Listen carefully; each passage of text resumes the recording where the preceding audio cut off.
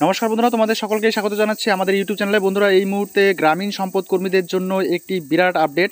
হ্যাঁ বন্ধুরা, একটি জরুরি আপডেট সমস্ত গ্রামীণ সম্পদ কর্মী লড়াকু ভিআরপি বন্ধুরা। লড়াকু এই অর্থে আমরা গ্রামীণ সম্পদ কর্মী অর্থাৎ ভিআরপিরা আমাদের কর্মসংস্থান জন্মলগ্ন থেকেই লড়াই সংগ্রাম করে এগিয়ে চলেছে।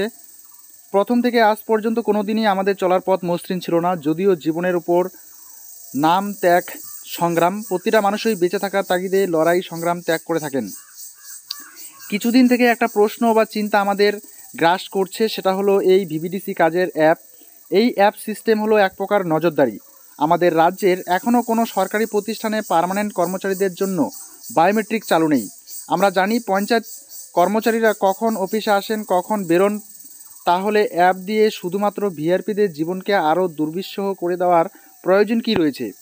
অনেকেই বলছে কাজ করতে দোষ কোথায়। আমার মনে হয় তাদের কোনো অভিজ্ঞতা নেই কী পরিমাণ যন্ত্রণা নিয়ে আসবে এই অ্যাপ সিস্টেমের কাজ। সংগঠনের নেতৃত্ব উচিত এটাই বর্জন করে অন্যভাবে কাজের মান বাড়ানোর প্রতি যত্ন নেওয়া। না হলে আগামীতে প্রত্যেক সম্পদকর্মীর জীবনে ভয়ানক জীবন যন্ত্রণা নিয়ে আসবে এই অ্যাপ এর সঠিক মূল্যায়ন কখনোই বেতন হতে পারে না, কেননা তুলনামূলক সমতুল্য ন্যায্য বেতন আমরা কোনো দিনই পাবো না। আজীবন আমাদের আত্মত্যাগের মধ্য দিয়েই এই কাজ করতে হবে। তাই এই গ্রুপে অনেক সম্মানীয় নেতৃত্ব আছেন, আপনারা অতি দ্রুততার সঙ্গে বিবেচনা করলে মঙ্গলময় হয়। রাজ্যের কোনো গুরুত্বপূর্ণ সরকারি দপ্তরের বায়োমেট্রিক চালু নেই। যে দপ্তরগুলো গোটা রাজ্যের পরিকাঠামো সামলান, সেখানেও বায়োমেট্রিক সিস্টেম নেই।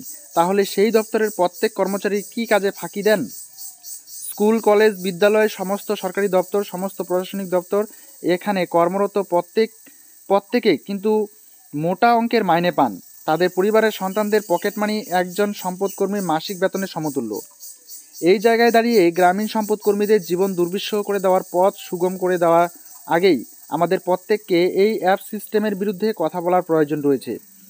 আমার সমস্ত সহকর্মী, সমস্ত সংগ্রামী লড়াকু ভিআরপিদের স্বার্থে এই পোস্ট করলাম। সময় থাকতে ভাবুন, ভাবা প্র্যাকটিস করুন। অ্যাপ চালুর পরে কিন্তু কিছুই হবে না। রাজ্যের সমস্ত ভিআরপি সুপারভাইজার, সমস্ত জেলা নেতৃত্ব সকলকে সম্মান জানিয়ে বিষয়টার প্রতি সংক্ষেপে আলোকপাত করলাম। আপনার শান্ত মস্তিষ্কে ভাববেন, সাধারণ ভিআরপি কর্মীরা আপনাদের দিকে তাকিয়ে আছেন। দিনের শেষে আমরা সবাই ভিআরপি, কাজটা আমাদেরকেই করতে হবে। পাশাপাশি সমস্ত ভিআরপিরা নিজের কাজের প্রতি যত্নবান হবেন এই আশা রাখছি।